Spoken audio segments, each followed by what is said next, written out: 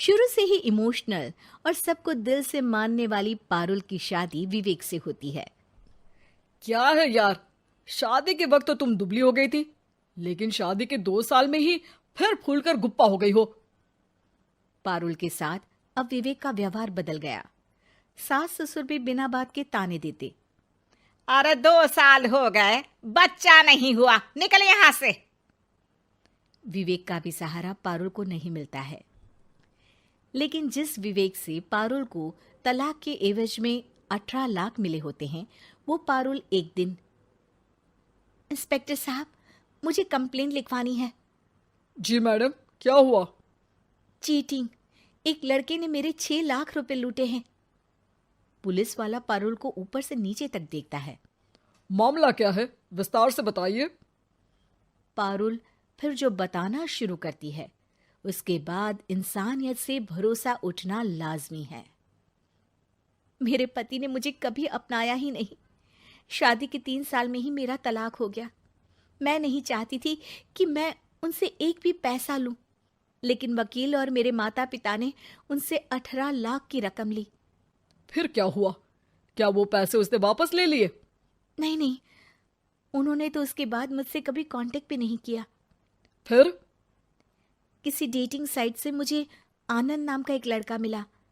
उसके साथ मुझे लगा कि मैं दोबारा जिंदगी बना सकती हूँ।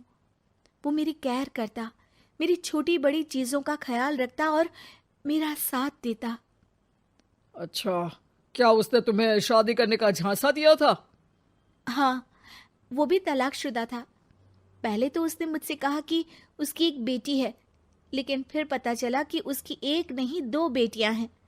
इतना ही नहीं, दिल्ली के एक आम इलाके में वो बीवी और बच्चियों के साथ ही रहता है। तो आपसे इमोशनली फ्रॉड कर उसने पैसे ऐंठे। जी, अब मेरे पास कुछ नहीं है, ना पैसे ना वो। मैं बस किसी भी हालत में अपने पैसे वापस चाहती हूँ, जो मेरे बुरे वक्त में मेरे काम आ सकते हैं। ठीक है।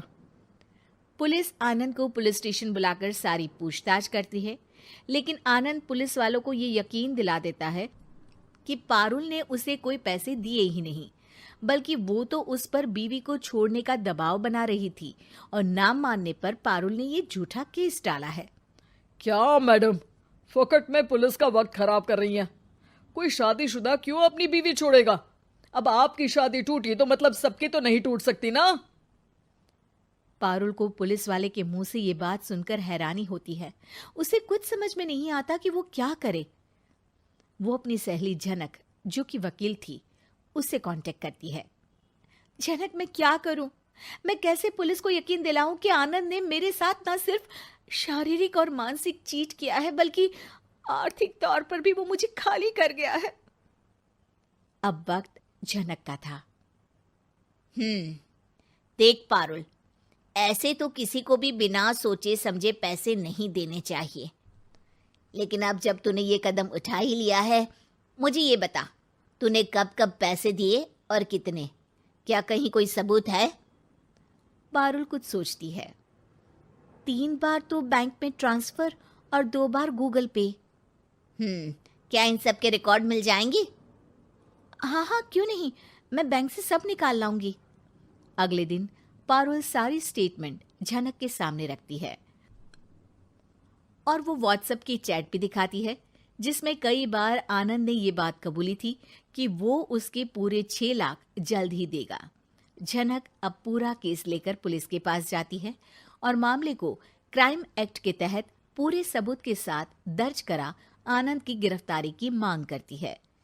पुलिस आनंद को लेने जैसे ही उसके घर जाता है, उसका सारा मामला बीवी और बच्चों के सामने खुल जाता है। पुलिस स्टेशन में पारुल को देखकर आनंद भड़क जाता है। ओह, तो बहुत होशियार बन रही हो तुम। ये झनक है ना तुम्हारी बचपन की सहेली? बताऊं सबको तुम्हारे बारे में? सब है मेरे पास, वो फोटो, वो वीडियो, तेरे भाई का नंबर भी है। 6 लाख क्या, अब 1 रुपया भी निकाल कर दिखा दे। वो पुलिस स्टेशन में जोर जोर से चिल्ला रहा था कि तभी पुलिस के एक सीनियर ऑफिसर को गुस्सा आ जाता है। क्यों चिल्ला रहा है? अब तो सारे सबूत है तेरे खिलाफ। ऊपर से यहां चिल्ला चिल्ला कर तूने खुद को तो गड्ढे में धकेल दिया है। जल्दी बता, लड़की के पैसे लौट आता है या फिर? आनंद डर जाता है। तभी उसकी बीवी और बच्चे पुलिस स्टेशन में आकर पारुल के पैसों का बैग देते हैं।